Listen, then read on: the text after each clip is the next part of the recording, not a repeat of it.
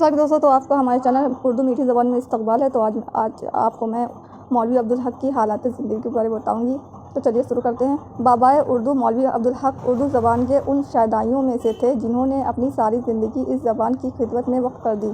وہ قصبہ ہاپوڑ کے قریب سراواں میں 20 اگست 1877 کو پیدا ہوئے۔ بچپن میں ہی سے پڑھنے کا بے حد شوق تھا۔ 1894 میں علی گڑھ یونیورسٹی سے BA کا امتحان پاس کرنے کے بعد پنجاب اور حیدرآباد میں مختلف عہدوں پر فائز ہیں۔ عثمانیہ کالج اورنگ آباد میں بطور پرنسپل کام کیا۔ عثمانیہ یونیورسٹی میں سابق اردو کے صدر اور پروفیسر رہے۔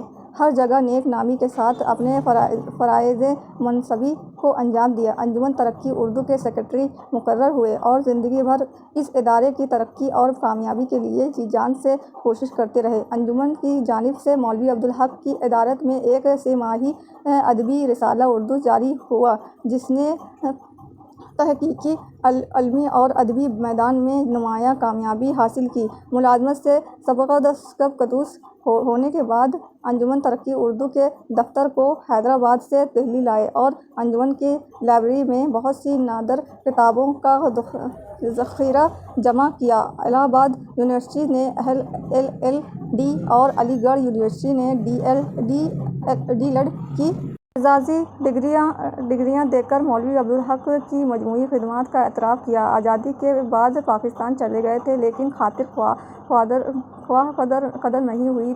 16 اگست 1961 کو کراچی میں انتقال ہوا۔ مولوی عبدالحق ایک محقق، سوانح نگار، زباندان، لغت نویس، قواعد داں اور صاحب طرز انصاف پرداز تھے۔ ان کی تحریروں پر حالی کا سب سے زیادہ اثر ہے۔ بول چال کی سادہ زبان میں پرخلوص جذبات کا بے لاگ اظہار کرتے تھے۔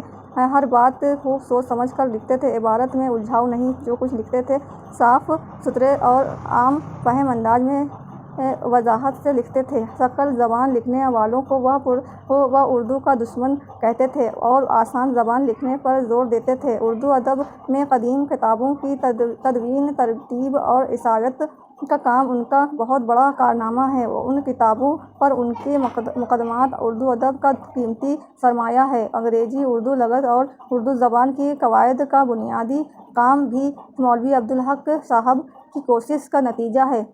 زیر نظر مضمون میں انہوں نے اپنی پسندیدہ شخصیت پر لکھا ہے۔ دیکھیے کم سے کم لفظوں میں اپنے ممدوح کیسے تصویر کھینچی ہے۔